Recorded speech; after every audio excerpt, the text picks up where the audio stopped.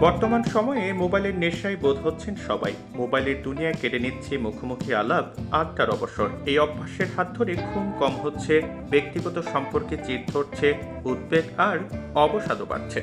জীবন থেকে ডিজিটাল দুনিয়ার প্রভাব সরিয়ে সুস্থ জীবন যাপন করার চাবিকাঠি কিন্তু আমাদের হাতে রয়েছে। এই জন্য প্রথমে ভাবার অভ্যাস তৈরি করুন। ডিজিটাল দুনিয়ার মোহে পড়ে আমরা নিজেকে নিয়ে আর ভাবি না। ভাবার সময় বের করতে হবে সবার আগে।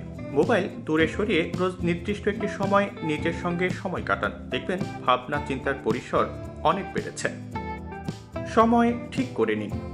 কতক্ষণ টিভি দেখবেন, কম্পিউটার চালাবেন আর ফোন ঘাঁটবেন তার সময় বেঁধে নিন। চেষ্টা করুন ঘুম থেকে উঠেই ফোন থেকে অন্তত ঘন্টা খানেক দূরে থাকার।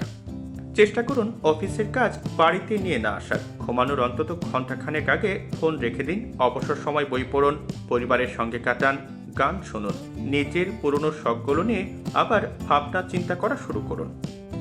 অ্যাপ ছাঁটাই করুন। দরকারি অ্যাপ ছাড়া বাকি অ্যাপগুলো ফোনে না রাখাই ভালো। মানে ধরুন অ্যাপ ক্যাব বুক করা, খাবার অর্ডার করার মতো দরকারি অ্যাপ রেখে সোশ্যাল নেটওয়ার্কিং ও চ্যাট করার অ্যাপ ছাঁটাই করুন। দেখবেন আর ফোনের দিকে তাকাতেও ইচ্ছে করবে না।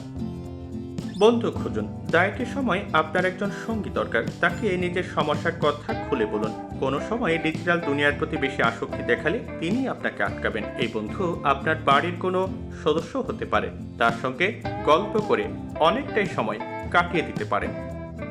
ফোন ছাড়াই ছুটিতে যান। এখন ফোন ছাড়া চলা মুশকিল। রাস্তায় বেরোলে ফোনের প্রয়োজন পড়ে, তবে ঘুরতে গিয়ে একবার গন্তব্যে পৌঁছে গেলে ফোন বন্ধ করে দিন।